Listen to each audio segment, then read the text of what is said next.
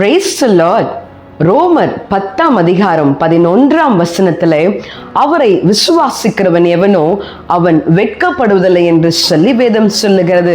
பிரியமானவர்களே, இந்த நாளிலும் நீங்கள் எதற்காக யோசித்து எதற்காக தேவனை நோக்கி விண்ணப்பம் பண்ணி கொண்டிருக்கிறீர்களோ, எதற்காக அவரை நோக்கி ஜெபித்து கொண்டிருக்கிறீர்களோ, உங்களுடைய விண்ணப்பங்களின் சத்தத்திற்கு செவி கொடுத்து நீங்கள் அவரை மாத்திரம் விசுவாசிக்கும் பொழுது உங்களுடைய உத்தமத்தை பார்த்து தேவனாகிய கர்த்தர் உண்மையாகவே உங்களுக்கு மனம் இறங்கி எந்த சூழ்நிலையிலையும் நீங்கள் வெட்கப்படுத்தாத தேவனாகிய கர்த்தர் உங்களோடு கூட இருந்து பெரிய காரியங்களை செய்ய அவர் வல்லமை உள்ள தேவனாயிருக்கிறார். இந்த நாளிலும் நம்மை வெட்கப்படுத்தாதவரை ஆராதிக்க விட்டுக் கொடுப்போமா? Praise the Lord.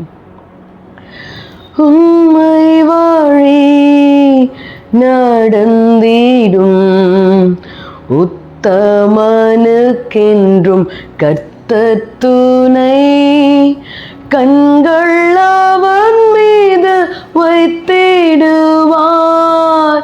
கருத்தாய் காத்து கொள்வார். ஆமாண்டவரே, இந்த நாளிலேயும் எந்த காரியத்திற்காக உம்மை நோக்கி ஜெபித்து கொண்டிருக்கிறார்களோ, உம்மை நம்பி உம்முடைய கரத்தை மாத்திரம் பார்த்து கொண்டிருக்கிறார்களோ, உம்முடைய கரத்துல விட்டு கொடுத்து என் தேவன் எல்லாவற்றையும் பார்த்து கொள்ளுவார் என்று சொல்லி அமைதியோடு கூட காத்து கொண்டிருக்கிறார்களோ, தேவனாகிய கர்த்தர் எந்த சூழ்நிலையிலையும் உம்மை நம்பி இருக்கிறவர்களை, உம்மை விசுவாசிக்கிறவர்களை வெட்கப்படுத்தாத தேவன்.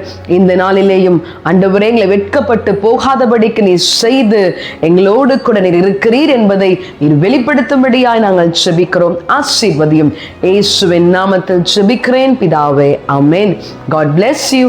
Have a blessed day.